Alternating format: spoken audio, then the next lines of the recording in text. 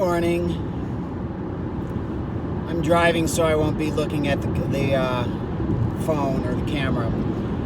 But I did want to talk a little bit about mental health and the amazing impact that it can have on a person's life. For me personally, as I've mentioned, I'm bipolar, but in the past few years I've also been affected or impacted by seasonal affective disorder. And what that basically means is between like October and February, I've determined that I'm at a really, really low point. Like really low sometimes. This past winter, there was, I'll be honest, a good amount of time where I just spent many days on the couch, either sleeping or watching TV. I couldn't get up. You know, everyone always says that, oh, I'm depressed, I couldn't get up, I couldn't shower. And people are like, oh, just get up and shower. Like, no, you don't get it. Why do you need to shower? Because you're not going anywhere. You haven't done anything. All that's going to do is get you off the couch. So, you know, and now that we're entering into spring, and now I'm sort of going back up a little bit. February, it starts to go back up. March, it's like, hey, wow, it's sunny a little bit. Or at least, you know, the trees, it's just starting to become warmer. And that's when it starts really going. And in April, the showers, the rain.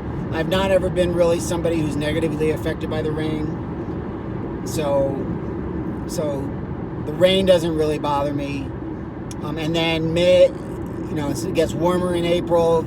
Trees start growing, green starts coming. The days it's not raining, it's warmer, the sun's coming out. And then by May, it's like, all right, let's go. We've got sun almost every day.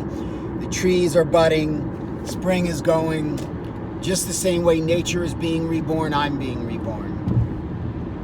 So everything goes in cycles. The sun rises or appears to rise, and then the sun appears to set. Of course, it's not the sun rising or setting. It's the earth. It's the earth rotating. So, you know, I am starting to learn my rhythms, I'm just starting to learn them. And it's good, and so now that I know it, and now that I'm learning it, I can start to put things into effect so that when I know that I'm starting to go down, I can control it, and also recognize if I start to get a little bit too high. Now that I'm in on sort of my upswing, I know that now's the time I've got to seize and take action and not let it pass by, because I know that the things that I want to do are real, and can happen. I got to tell you, I'm into numerology, and I think when I see a number sequence, it is a meaning to me. It's a message from the universe. It's a message from God. And there's a few key numbers that are really, really important to me. The number one number that's important to me is 33.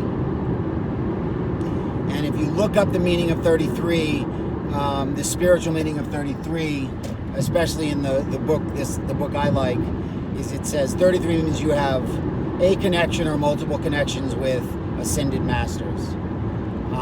And I definitely feel that, and I definitely feel that is true. Another number sequence that I see a lot is 111. 111 means your thoughts manifest, so be careful what you think about. And then to tie that into the law of attraction, I would even add, it's not only your thoughts, it's your emotions. It's the vibration that you're on. That's what gets created. Because we are the creators of our whole entire reality. Some people call it Some people call it the Matrix. Some people call it a holographic universe. Some people call it, we're living in a dream world. But we all create everything. And what we do when we realize that, one, we have to realize that we have our best interest at heart. That's one thing we have to accept. And we also have to accept that there is something higher helping us. So if you call that God, you call that Jesus, you call that the universe, you call that whatever works for you, that's great. I recognize that energy is universal and it's the same everywhere. So 111 is be careful of your thoughts. And then what I just saw as I was speaking, just before I mentioned numbers, was I saw a 19111 on a license plate. So I saw the 111, which means your thoughts are manifesting, the energy, your emotions are manifesting. So be careful how you feel and what you think. And the 19, see, you have to. How do I describe this? The 19 is a very special number. 19 is the only number where if you multiply 19 by 2, you're going to get 28. So the 1 goes up 1, the 9 goes down 1. You multiply it again by 3, or add it, 19 plus 19 plus 19, you're going to get 19, then 28, then 37, then 46.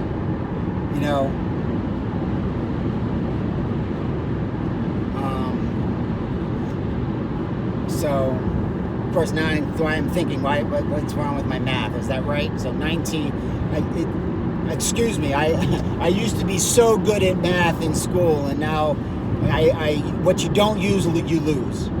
So that says to me I've got to start using math more often. So 19 times 2, so 2 times 9 is 18, 2 times 1 is 3. 2 times 1 is 2, I mean, sorry. So it's up by, why, my goodness, 19 times 2 is 38, I'm sorry.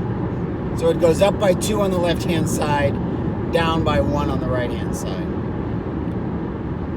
So 19 times 2 is 38, then 57, then 76, and on and on. And I'm pretty sure that's right. Excuse me.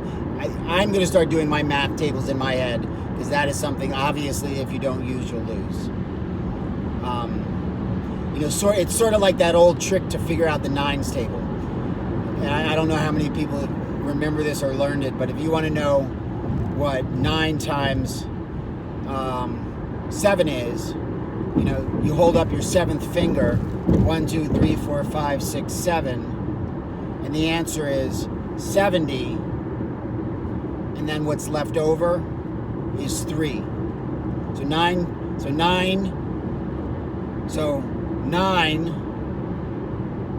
times 7 is 73. It's the same kind of game. And there's lots of these little tricks in numbers. But 19 is a very unique number. It's also mentioned in the Quran. It's mentioned that over it are 19.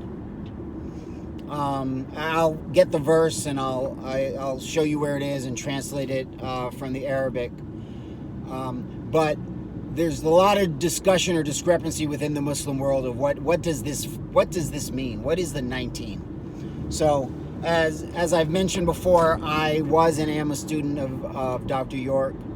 I'll be honest, I've not kept up as recently as I probably should have with his teachings. But one of the things he taught when we were in Islam, and I was a member I was a Muslim back in the 90s,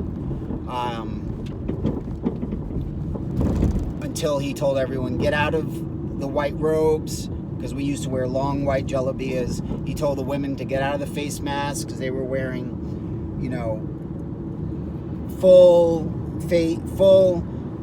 veils, with basically dresses or something that would go all the way down to their feet, so that the only thing you would see is their eyes. And he said, get out of the white, get out of the face veils. You're not going to want to be Muslim in America. And he said this at the point of the first World Trade Center bombing, which I think was, 1993, I think? Anyway, it's borne out to be completely and totally true. So he said that before 9/11. Anyway, so point is,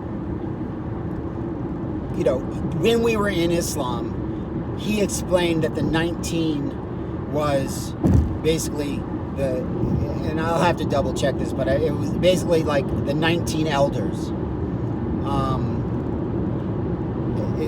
You could almost, in some cultures you might call them angels. In other cultures they call them gods or Elohim or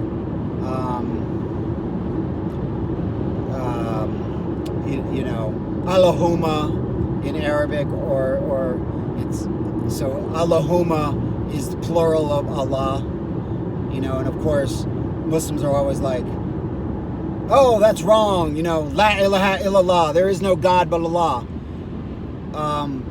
But then all of a sudden there's a plural for Allah. So, how do you reconcile that? Because there are multiple gods. You're a god, I'm a god. Jesus said, is it not written in your law, I said ye are gods. And then when you follow that back to the Old Testament, what it's saying is all of you are gods. And the word it used there is Elohim. All of you are gods. And all of you are children of the Most High. So then, if we take that, all of you are Elohim, it says. Then we take that back to Genesis. In the beginning, God created the heaven and the earth.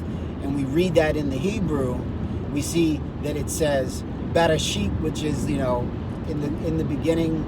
And then I don't remember the whole Hebrew memorized, excuse me. But if you look at that, either in the Hebrew and the transliteration, you'll see that the word there is Elohim. So it's not making a distinction between what Jesus says we are and those beings, if you want to call them beings, or those Elohim who in the beginning created the heaven and the earth. In the beginning, God, Elohim, created the heaven and the earth. And these Elohim are what we might call spiritual beings. So anyway, point of all this is I saw the number 19, which is a very, very powerful, very, very spiritual number. And then I saw that immediately followed by 111. So now that I've been rambling on, I think I forgot even what my original topic was. But anyway, I just wanted to say, oh yes, the ups and downs with the seasons. So now is my season. It's spring. The trees are coming back to life, and so am I. And this is the time. The time is now to make it happen. Have a good day. Wadu. Peace. Shalom. Assalamu alaikum. And if you have another greeting on how to say hello or goodbye, in whatever language, leave it in the comments below. I'd like to learn how to say hello and goodbye in every single language that people who I interact with speak. Peace.